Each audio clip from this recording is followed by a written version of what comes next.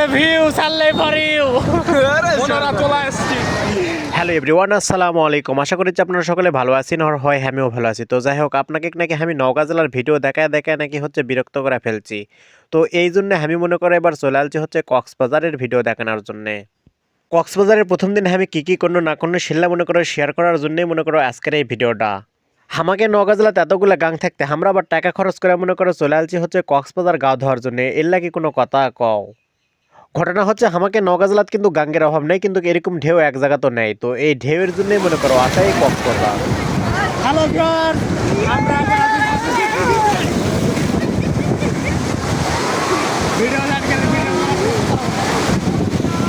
আর এটি আসার পরে আমরা মনে করো ছোটো সলপলের মতো হয়ে গেছি, মানে আমাকেও দেখা মনে হচ্ছে আমরা মনে হয় ছোটো সলপল।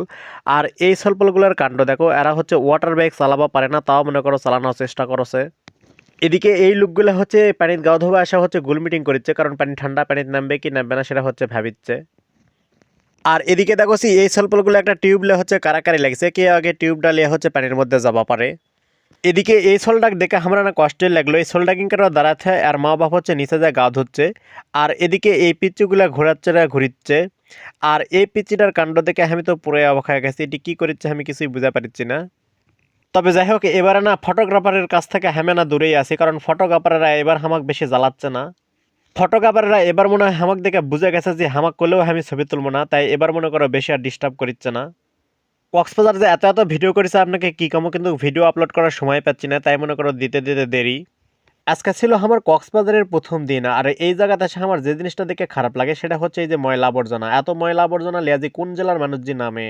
আর কক্সবাজার আসার পরে আপনার সব থেকে যে জিনিসটা বেশি হারায় যাবে সেটা হচ্ছে জুতা আর চশমা। মনে করো পানি ঢের সাথে চশমা হারা যাবে, আর জুতা এই জায়গা থুবিন পানি মনে করো আসা জুতা লিয়া কোনটা বা চলে যাবে।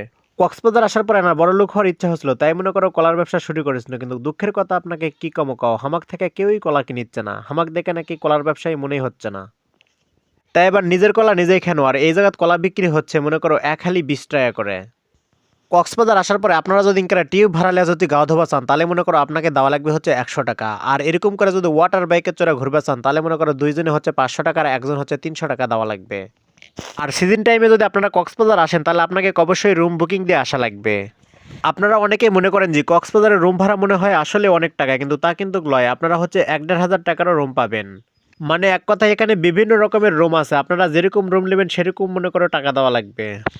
সারা রাত মনে করো জায়গা আসার পরে মৃত্যুকুনি গোসল দিতে শরীরটা হচ্ছে হেভি খারাপ হয়ে গেছিলো, তাই মনে করো এবার আমরা সবাই মিলে যাওয়া শুরু করলো হোটেলের দিকে।